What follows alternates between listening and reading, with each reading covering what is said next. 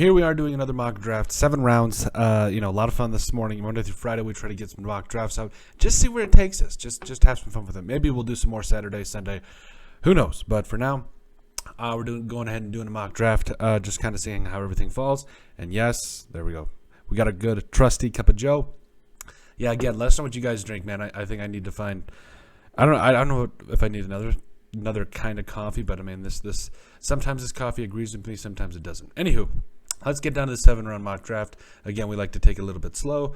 PFF board, don't really care. Draft for needs, no randomness. We want to be as thorough as possible. We're doing the Seattle Seahawks mock draft today, 7 rounds. And since it's our first mock draft for the Seattle Seahawks, this is the draft where we just see where the board falls. We kind of just poke around, see what's going on, and see what needs to happen. So really not a lot going on at this point, just trying to see what is, where the board falls, and honestly what players could be there if we need to trade up or whatever. So we'll do a lot of these mock drafts throughout the season. And I think you guys will either get pretty sick of them or you might, I don't know. We'll see what happens. Anywho, let's get started. So no randomness. Seahawks, enter draft. Cup of Joe. All right. Let's see here. So the Seahawks obviously got a couple of picks from the Denver Broncos in the latest Russell Wilson trade, which is wild. I think this is rebuild time. This is time to rebuild it. I think it's kind of just one of those things where, okay, what's next? I think they got some draft capital for the next couple of years, 2 1s, 2 2s next year. So, I mean, that was a great way to get back some early round picks. So we'll see how it goes. So, again, no trading. Just try to see how this whole thing falls or unfolds. Yeah, that's the better word. Okay. All right. So you're at a spot here at 9 that, okay, the Jets are at 10, even though it should be the Seattle's pick, but it is what it is at this point. Was that the what trade was that? Yeah, it doesn't matter. So obviously the Seahawks have a needed quarterback. Sam Howell's there at 9. Again, this would be a spot I would like to trade down because pretty much all the good quarterbacks are gone at this point. No, they're not. I don't know what. How are they not? So Aiden Hutchinson, Kyle Hamilton. Okay, I like that to the Lions. Thibodeau. Yeah, how has a quarterback not gone? How is Malik Willis not gone at this point? Okay, I don't see this happening, and I thought I would make this as realistic as possible. But if Malik Willis is chilling there at 9, see if he's still on the board. Yeah, he's on the board at 9. I felt like he was the most convincing, and I felt like he's not Russell Wilson, but he might be the closest thing in this draft class. Him and Desmond Ridder, that might be the true cut and dry way of it. I don't think this happens because you've got the Lions at 2, who obviously need a quarterback. They might get Ridder at 32, but we'll see there. And I believe the Panthers also, obviously, they need a quarterback as well. So, I mean, you got a team at 2 and 6 that probably will take a quarterback, and it's probably going to be Malik Willis. But if for right now, for how this thing falls, if this is how it goes, I think you go Malik Willis here. You get a guy, again, I think he's had, in my mind, I think out of every quarterback so far, he has been the guy that everybody's fallen in love with, and I totally agree with it. If you watch his tape, and obviously I think you guys saw the meme or the picture of him helping out. That's what you want to build a team on, is a guy that's a good player but also a good person. Because I think that just does so much more for your franchise than a lot of people thinking. I mean, from what we're seeing, he seems like a really good guy. So now we go into the second round here. Do we have back-to-back second round picks? That's nasty.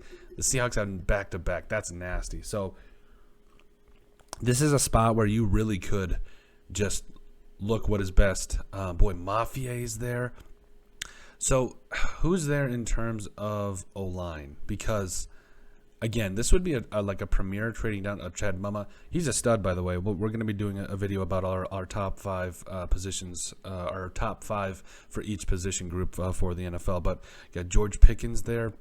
Yeah, wide receiver. From what I've seen, this is, again, before free agency. We'll see if they end up trading anybody. But Trey McBride's there, Justin Ross. This is also a really deep wide receiver class. So deep, and it's a pretty good corner class, too. You want to double down on quarterback, Carson Strong? No, I'm just kidding. Let's see here. Boy, Mafia sitting. That's That's tough, but Nick Bedino's there as well. I would like to go O-line here, but I have a feeling we've got some other guys. Who do we got? Give me O-line. Who's the best O-line? Who's the best tackle on the board row? Abram Lucas is there. That's a little high to get him. Let's see. Interior O-line. Let's see. Parham's probably going to be there by 74. Donovan West. Cole Strange is there. Luke Fortner. He's been our favorite. He really has been one of those guys that's been one of our favorites. Also, Marquise Hayes is a stud, though. I love Marquise Hayes. All right. At this point, if you're the Eagles, I think you go best player available. I think that's either Pitre or Maffier. And since both of them are positions of need, but I mean, Pitre's more of like a safety and linebacker type, but that could be interesting in a Seahawks defense, though. That could be really interesting. Do you double down? Like this is the fun part. So, and do you save O-line for the third round? Because that's the thing. I think it was Daniel Jeremiah that showed you don't need to draft offensive linemen in the. You don't need to draft them that high. Like you can draft them third, fourth. I mean, what was it? I think it was the Chiefs last year. What did they get? What did they get? Trey Smith in the 6th round, and then Creed Humphrey. What was he? A second, third round pick, something like that. So you don't need to go first round draft picks for O linemen anymore. You can find the value. So I think you go Pitre, and I think you go Maffier. Maffier, if that's how you say it. Again, I never get any of these names right. Boom, you get 2 huge guys here. That fall to you in the 40s, and I think that's beautiful right there. And again, this draft is loaded with offensive line talent in terms of in depth, not necessarily, you're not going to go out and find a whole bunch of Quentin Nelsons in this draft, but I think you can find a couple of guys that will be starters, especially in those later rounds, that are really good players. Parham's there. Oh, baby, yeah. I love Dylan Parham. I think he's going to be an absolute stud, but Kellen Diesch is there as well. Or Diesch, excuse me. Is it Diesch? Who knows? Yeah, I like Dylan Parham. He's a stud. Ugh. I absolutely love it. I think you take Parham here. You don't look back. Then you go to 106. Just kind of see where this whole thing falls. Again, there's no trading right now. We're just really trying to see where this whole thing falls. But if this is how it goes, I mean, the Seahawks, obviously, they're not going to start Malik Willis right away. But, I mean, this could be interesting. I mean, just to see how it goes. Let's see here. Luke Fortner. Okay, Luke Fortner went. That's fine. Christian Watson's there? Okay. Yo, Christian Watson is a stud. Donovan West is there. Jojo Damon. What do we got at corner? Romeo Dubes is there. Edge. Zion McCullum. Cordero Flott. Josh Joby. Tariq Castro Fields. Does he fall? Doubt it. I doubt it, but I mean, come on. Christian Watson is there. I really like Christian Watson. I think he could be a really good player. Yeah, you're trying to rebuild that secondary too. If you're in the 4th round, Christian Watson falls. You love that. You love that. All right. Kobe Bryant was there too, but I mean, I'll rest up in love for Kobe. But I mean, at that point, Watson falls. That'd be hard to pass up. That'd be real hard to pass up. Let's see who the Vikings take. Anybody good? Did they already go? Man, what are the Vikings' 4th round picks? Like what? Okay, all right, fine. Be that way. Yeah, I don't think they got anybody. Okay, well, they don't have any 4th round picks. That's not good. Okay. Zach Tom is there from Wake. Okay, all right. Love it. Love it. Chris Paul is there. Okay, we got some. This is what I'm talking about. You've got some guys. You're in the 5th round now. You've got some guys that you can really take a look at. You're like, okay, there is some picture that we can mess around with. So if Zach Tom falls to you at 150, I love that. I love that depth. You also get the next pick here. So you've doubled down on offensive linemen. I think McCollum's there. I mean, you double down on corner. Because, again, no matter what kind of corner you get, I think you can get corners are a dime a dozen. Like is that the correct way to use that? I don't know. I think, honestly, it's one of those things where you can never have enough good corners because injuries happen. Guys, guys struggle, whatever it is. I don't think it's a bad idea to have a plethora of good corners because you never know. And I think McCollum's going to be a really good player too. So I really like how this stick it and pick, and that's what I'm talking about, getting BPA that also happens to align with needs. That's what you want. I think this is really turning out to be a good draft so far. Okay. Another cup of Joe while we wait. Oh yeah, tell me how you guys drink it too. I drink it black. I used to drink it with sugar and stuff like that, but I've made the transition. I got what doctors call a little bit of a weight problem. Tommy Boy, classic movie. It's one of my favorite movies of all time. So now you're in the 7th round, 227. At this point, you really just look to see what you can get. There's a couple good players here, though. Percy Butler's there, Bo Melton. Tyquan Thornton. I don't know. That would be very interesting. Sincere McCormick. I don't really think that they don't really need a Ben Brown. I think Travis Dye is going back to Oregon too. I don't know why he's in here. I don't know. That kind of shocking me. I believe that's what somebody told us. Anyway, come on, go back up. Okay, 116. I mean, they just got Noah Fant. They don't need a tight end. I mean, they better explode with the Noah Fant. He's a stud. Jelani Woods is there. Josh Johnson's there. This is also a really good deep wide receiver class. Getting Josh Johnson there in the 7th round, I think that would be too good to pass up because we really don't know what's going to happen. I mean, for the sake of argument, if you do get a guy like, I'm assuming they don't trade either receivers, right? Either of their star receivers. And DK Metcalf, I can't think of what is wrong with me today. Oh my gosh. Here.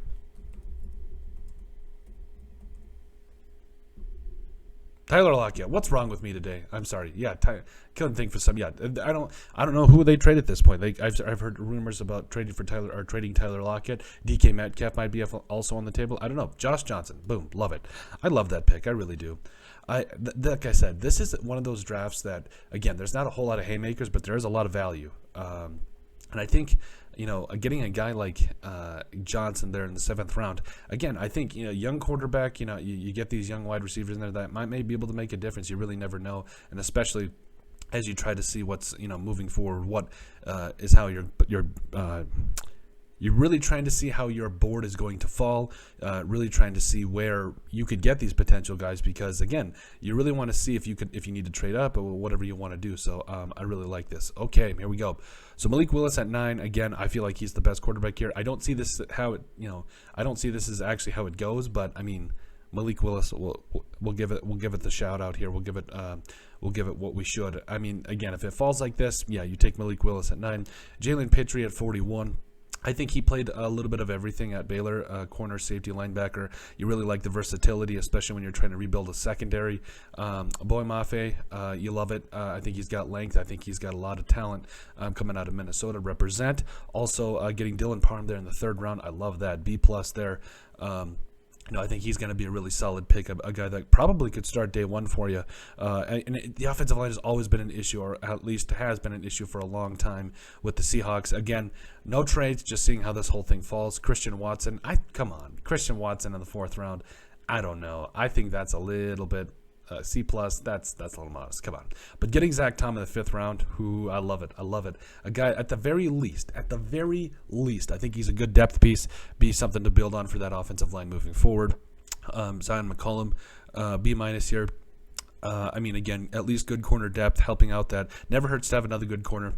And then getting Josh Johnson there in the 7th round is a steal in my mind. I think Josh Johnson could be one of those guys that comes in and competes right away. We'll have to see, though. I think, especially with a young quarterback, you really never know. We'll have to see how that unfolds. But, yeah, that's it. That's our 7-round mock draft for the Seattle Seahawks. A lot of different things to go on here, and I think this is a really good rebuilding draft class. Next year is going to be really interesting, too. If they don't get their quarterback they want this year and they just have Drew Lock start the season, okay, fine. There's some good quarterbacks in next year's draft class as well. So, I mean, they'll have the ammo next year as well, too. So, 2 second-round picks this year, and they could get some good players in this draft. They could begin to turn this franchise around right away. But let us know what you guys think. Make sure you guys like and subscribe down below. Leave a like and a comment. It helps people find the show. We greatly appreciate all the support that we've gotten and continue to get. You guys are all truthfully awesome, and we love every single one of you. In the description down below, you'll find all of our social media platforms, so give us a like and a follow there. Also, remember to give us a listen and sub on iTunes. And finally, if you have anything else you'd like us to cover, send us an email at thesportsbp@yahoo.com or put in the comment section down below, and we would love to cover it. But let us know what you guys think about our 7-round mock draft for the Seattle Seahawks.